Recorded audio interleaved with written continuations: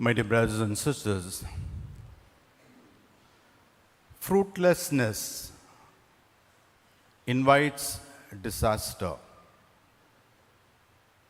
Fruitlessness invites disaster. An inhabited house invites dilapidation. When a house is not inhabited for a long time, slowly it wears out and gets dilapidated. A depraved city invites ravenous and rapacious invaders. An unmilching cow invites the butcher's knife. If a cow doesn't give milk, it is worthless and it invites the butcher's knife. An unguarded soldier invites the enemy's bullet. An unprepared student invites failure. An unorganized businessman invites losses. A loose and lapsed Christian invites damnation. Fruitlessness always invites disaster. My dear brothers and sisters, you must have heard about the Dead Sea. The Dead Sea is in Israel, a part of the Dead Sea is in Israel, and another part in Jordan. It's a lake about 50 kilometers in length and about 15 kilometers in width. And it is the lowest point of the earth. It is about 1,000 feet below the sea level. It is called the Dead Sea because there is no sustenance of life in the sea. It doesn't support any life. And therefore it is called Dead Sea.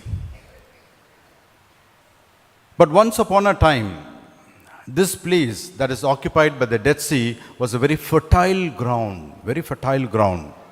When you go to the book of Genesis, chapter 13, we have there an incident when patriarch Abraham called his nephew Lot, and he said to him, in the book of Genesis, chapter 13 following, he said, "Look, your herdsmen and my herdsmen are fighting over the grazing land."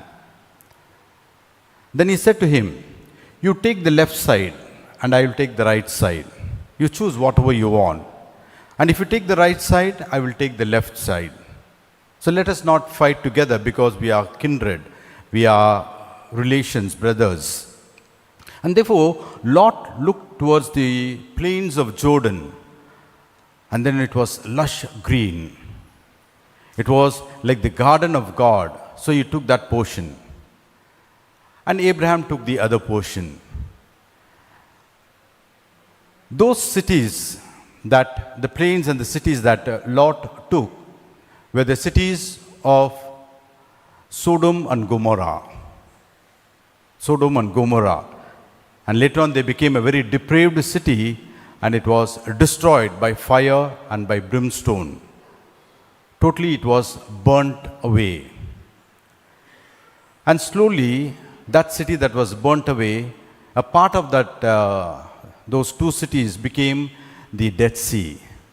And what we find, the place where Dead Sea is the place of Sodom and Gomorrah. Once upon a time, very prosperous plains. It was called as the garden of God. But because of his depravity, it was totally destroyed and annihilated. My dear brothers and sisters, fruitlessness always invites disaster. And this Dead Sea, as I said, does not support any life because the salinity in the Dead Sea is about 34%. 34% of the water in the Dead Sea is salt. In the ocean, it is only 4%. When you go to taste the ocean water, it is 4% salt. But in Dead Sea, it is 34% salt. Therefore, the salt content, the salinity is so high that nothing survives. The only way it gets water is the major source is from the Jordan. And when the water flows into Jordan, it carries some fish. But when it comes to the Dead Sea, all the fishes die. There's no plant life, there's no marine life over there. There's nothing in the Dead Sea, nothing is alive in the Dead Sea. Everything gets killed, it does not sustain life. Another characteristic of the Dead Sea is this, that it receives and receives and receives, but does not flow out. It just receives and receives water, but does not flow out. And that's the reason the content of salt is so high, the toxicity is so high in Dead Sea that it does not sustain or support any kind of life, either plant or even human life or even the marine life. It doesn't support. Fruitlessness always leads to disaster in life. My dear brothers and sisters, in today's gospel reading, we heard about the parable of the wicked servants. They were given and granted a beautiful vineyard by the master. Everything was fine about the vineyard. When the time of fruitfulness came, they did not return back or reciprocate the fruits that they were reaping to the master who was the rightful owner. And then we know the story. The master sent some of his servants, they were killed, they were thrown out, they were insulted, and finally sent his own son. And even the son was killed, thrown out and killed. And the master comes and takes away the vineyard and gives to somebody else. They were fruitless, and therefore disaster descended upon them. Disaster descended upon them. This particular parable that Jesus told is an indictment of the Jewish race. It's an indictment of the Jewish race. The Jews were mere slaves in Egypt. They had no right for their wages. We know that. They had no right even for their life. The children, male children, were taken and they were killed. But God in His mercy took them and made them into a nation. It is God that who called them and made them into a chosen race. God with a mighty hand protected the people of Israel, the Jewish race.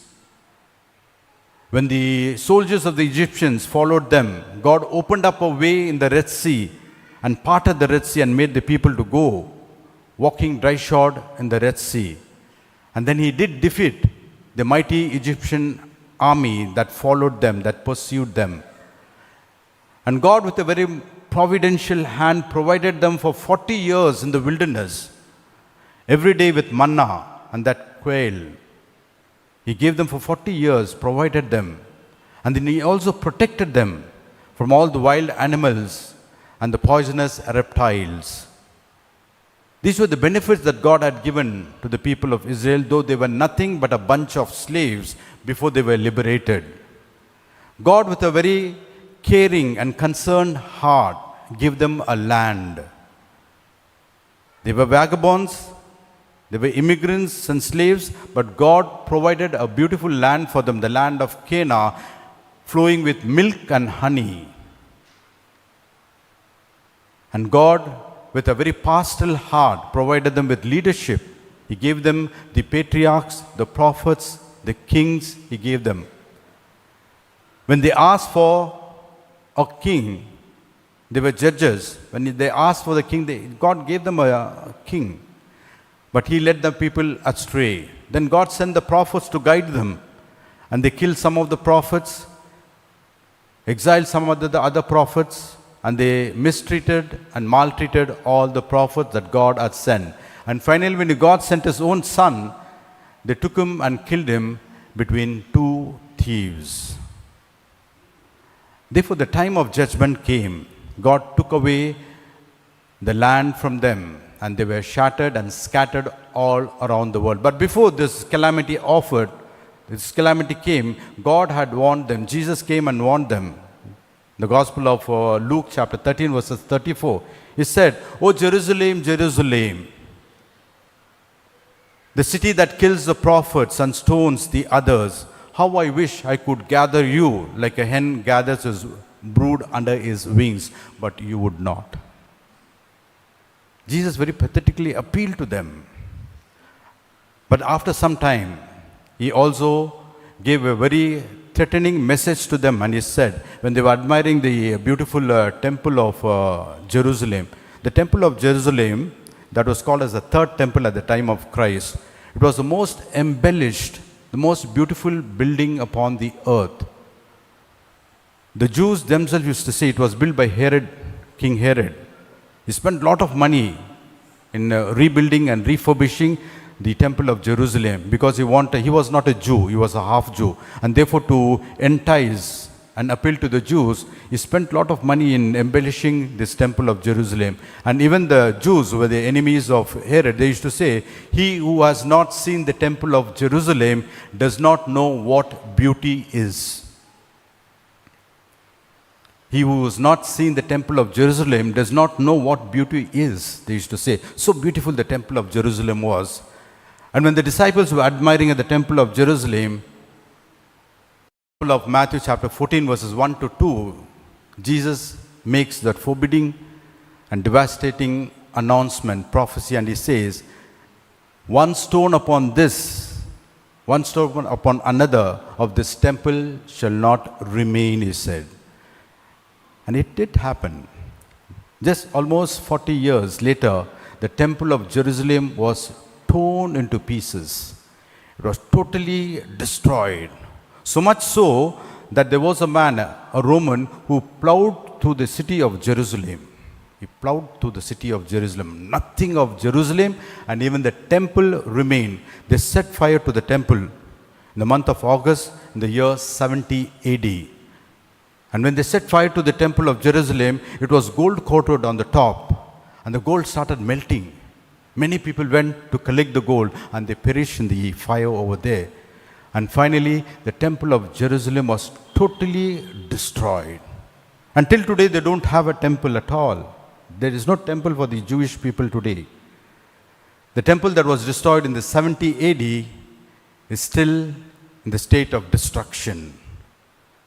And Jesus had prophesied that fruitlessness always invites disaster.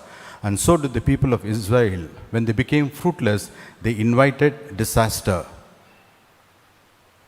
Till today, even yesterday's news you must have heard, the Prime Minister of Israel saying, we are at war. 5,000 missiles from the Gaza Strip were fired on Israel. And therefore now Israel is in war. Even today it's going on. The battle is going on and on.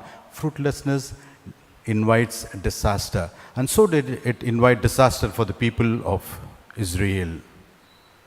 My dear brothers and sisters, coming to our own life, God has blessed us with so many blessings and good things. How are we responding and reciprocating the blessings of God in our lives? And we should always remember that fruitlessness, when we do not repay God for the blessings that He has given, we are inviting disasters in our lives. We have to give back to God what He has given to us by way of blessing. And what is God asking us? We are called to return by way of charity, by way of Christian virtues. That is the return that God expects from us. We are called to make this world and our surrounding better than what we are finding it today. That is the fruitfulness that God is expecting from us. Therefore, my dear brothers and sisters, as we participate in this Eucharist, may we ask the Lord to help us to be fruitful in life. I'd just like to end with a beautiful quote by Stephen Grillet. Stephen Grillet was a 19th century missionary. Very beautifully he said, I shall pass this world but once. I shall pass this world but once. Any good that I can do or any kindness that I can show to any other human being, let me do it now. Let me not defer it.